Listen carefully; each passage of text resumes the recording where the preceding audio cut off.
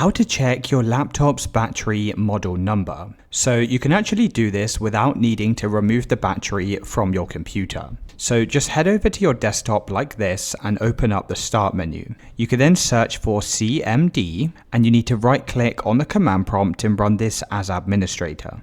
Now from this window here, you need to go and type in power CFG / battery report and then press enter.